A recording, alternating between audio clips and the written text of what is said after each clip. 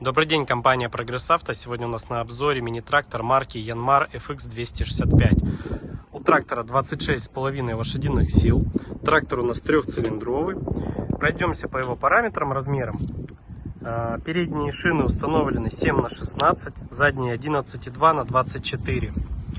Клиренс у него 35.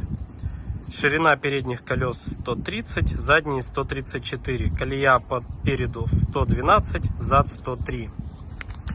Так, посмотрим. Внешний трактор в очень замечательном состоянии. Сохранился очень хорошо. Наработка у трактора 534 моточаса. Трактор у нас довольно-таки крупненький, скажем, мощненький. По резине. Резина в хорошем остатке, без растрескиваний. Передняя установлена марки Falken.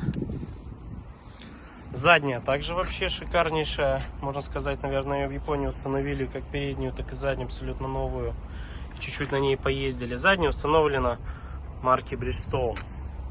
Так, что мы имеем в этом тракторе? Полуавтоматическую коробку у нас, 3 передачи вперед. Также у нас 3 пониженные и повышенные на тракторе. Вал отбора мощности у нас здесь 4 передачи, ручник, гидрокран, 4 ВД подключается, блокировка заднего моста имеется, управление фрезой. Фреза здесь простенькая, но с быстросъемом. На тракторе механический уровень наклона фрезы. Фреза также в прекрасном состоянии у нас. Вся укомплектована, вся целенькая, рабочая, с колесиками. Ножи на фрезе абсолютно новые. В заводском окрасе, чуть-чуть ими попробовали в Японии, и все. Также резина с этой стороны.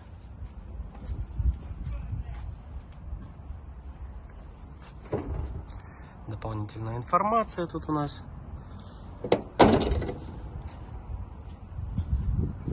У трактора нету, к сожалению, гура, ни быстрого разворота. Зато мощности у него очень много и хорошо. Трактор у нас трехцилиндровый, напомню. Под капоточкой его. Вот такой замечательный трактор марки Yanmar FX265. Компания Progress Auto.